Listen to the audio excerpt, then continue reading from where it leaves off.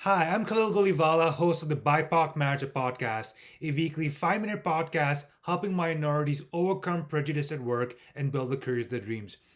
So today's episode is going to talk about something that many minorities experience but rarely discuss, which is the difference between the world of work and the world outside. So to this episode, we're going to be breaking down the wall to separate these two worlds. Now, in everyday lives, minorities, we often confront the reality of being different. Either as you're walking down the street, making a purchase, making a reservation at a restaurant, dealing with law enforcement, you immediately realize the difference that prejudice makes in the world that you live, in the places you can work, in the conversations you can have. But we have this feeling that when it comes to work, work is something different. It's like a separate realm, a separate place where everyone is judged based on their abilities, based on meritocracy. It's not based upon their background. It's this belief that there is no prejudice. And one idea that comes across is why would a company that requires good talent ever choose or ever put a barrier to someone just because of their background? And we believe in this idea that hard work and dedication can be rewarded. And it is a comforting thought. And the idea is, I want to call this the idea of the just world theory. And the just world theory believes there's this famous idea in philosophy that the world is just. Everything we do, we get rewarded for who we are. That the world is a level playing field. And the idea is that prejudice and bias take a back seat to performance. Performance always leads. And we're all on a level playing field. But here's the catch. This viewpoint to me is a cage. And why is it a cage? It's because I've been there. Like I've had conversations at work where my religion was insulted, my ethnicity was insulted, my background was insulted. And I'm not alone in this. But what's interesting, when I talked to a lot of minorities, it was this notion of saying, how could that happen at work?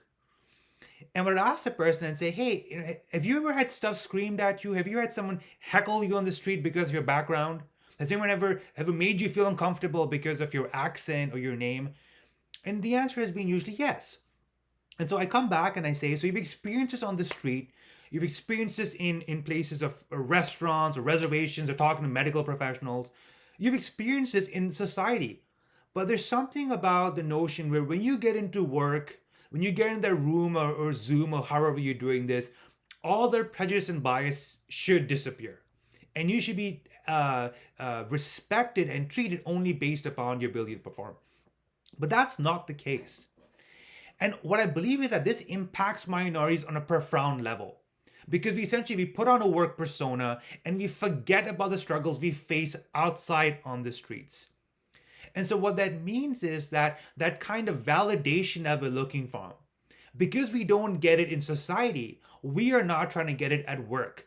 And that can be an impossible task. We cannot put work on a pedestal expecting us to give it something that society as a whole cannot give us. A society as a whole is one where you experience prejudice and bias. How can we expect what's a microcosm, what is a subset, what is a smaller branch to do something the parent branch cannot? And I believe that acknowledging this discrepancy is crucial for our mental health and our well-beings. So what can we do about this?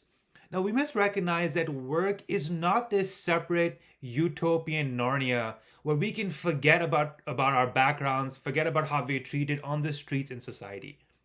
We need to be aware that the challenges and obstacles that we face in minorities can follow us to work. They can be at workplaces. And understanding that means that if you ever do encounter prejudice or bias, you're not starting off with, oh, but this is work, things are meant to be equal. You can say, hey, this is work, this is just a offshoot of society, so it makes sense it's over here, but let me deal with it in a way that's relevant to being in the work environment. I think additionally, what you should another way forward is to connect with other minorities, either at your workplace, either at your company, or just having groups where you can give each other strength, give each other encouragement, and just kind of break down some of those experiences and microaggressions some of us experience.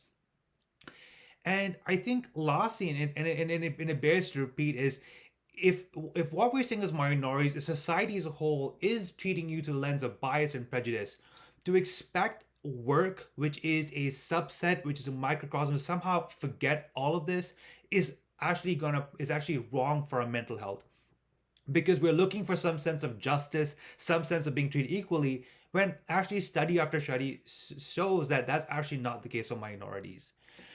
And by acknowledging this, by having those uncomfortable conversations, I think what you can do is you can dismantle this illusion, and you can treat work for what it is.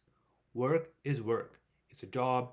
It is a means for you to find yourself. It is a means for you to actualize yourself. It is a means for you to earn money. But it's work. It is a part of the society in which you're in.